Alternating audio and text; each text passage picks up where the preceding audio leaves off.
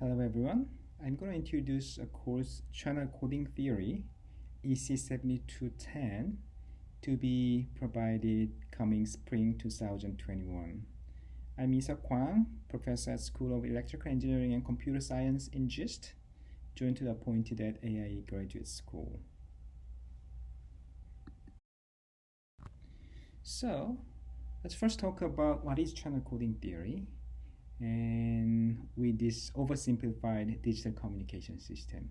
One side there is a transmitter and the other side there is a receiver, and in the middle there is so-called a channel.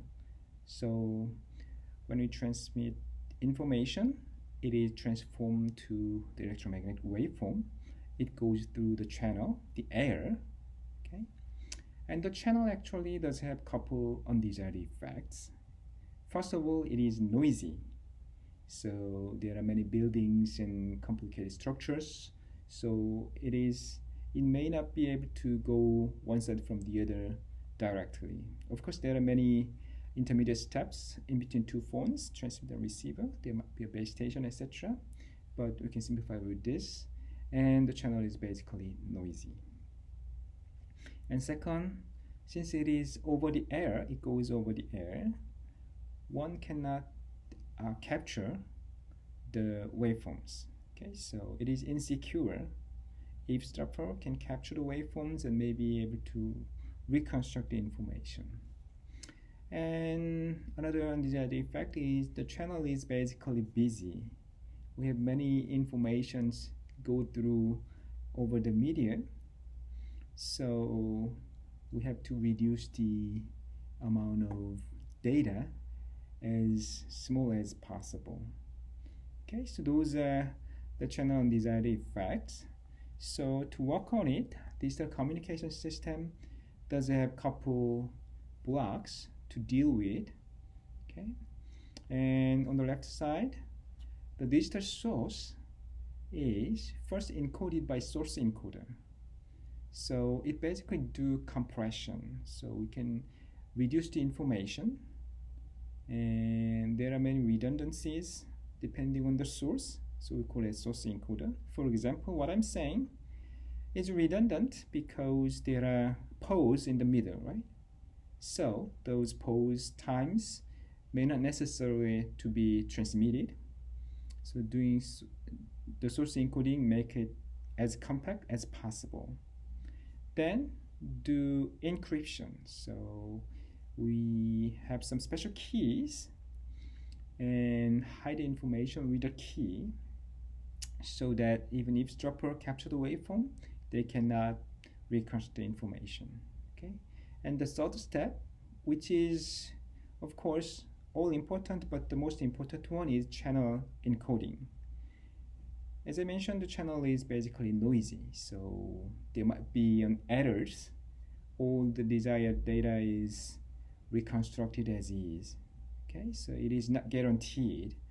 So we do add some redundancy to be able to use that redundancy for correcting the potential errors. So that's channel encoding. Okay, and then finally the modulation, do modulate and transform, get the electromagnetic waveforms. Okay, the other side, on the receiver side, exactly opposite happening: demodulation, channel decoding, decryption, source decoding, and digital source can be reconstructed. Okay, so that's the system. So you may learn these in the course Digital Communication System EC7204 briefly, and in depth for each step, each blocks can be learned by multiple courses, and one of the most important one, I believe, is channel coding theory, and that is deal with channel encoding and decoding, which is adding redundancy to work on noise. Okay, and for security, there is a couple of security course, and one of them is EC7210, which is information theoretic security and applications.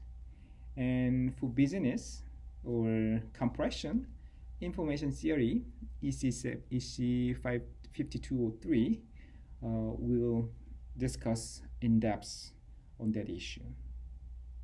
Okay, so channel coding theory is doing with channel encoding decoding to overcome the noise channel.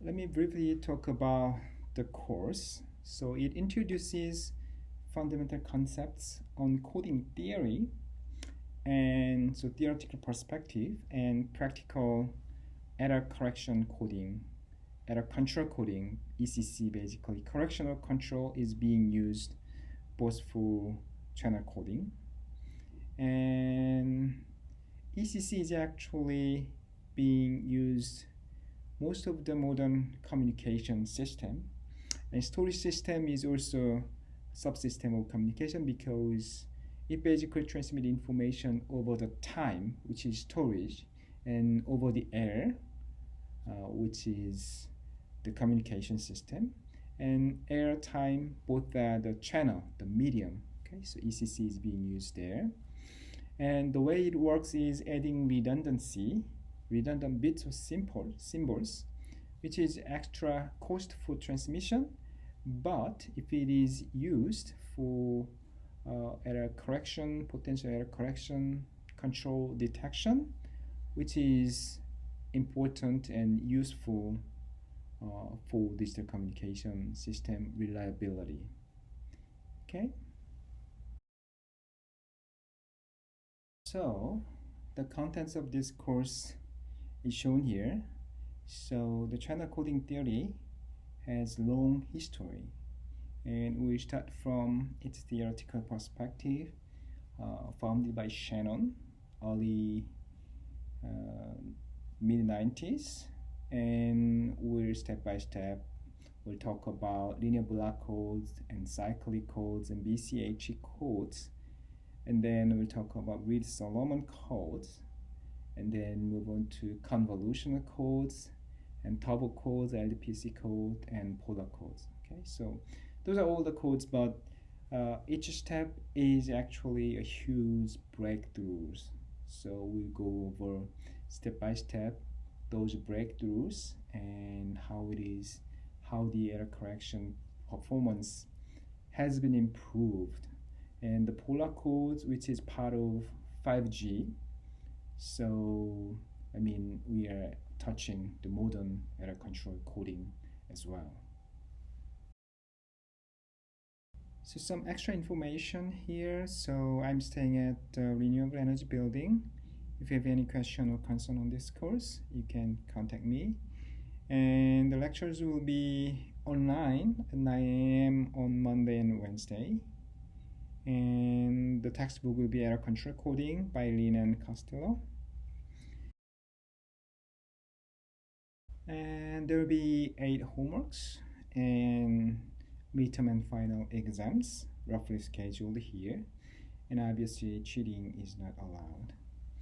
Okay, so I hope you are interested in this course, Channel Coding Theory, EC7210, and then please register the course and see you in the lecture.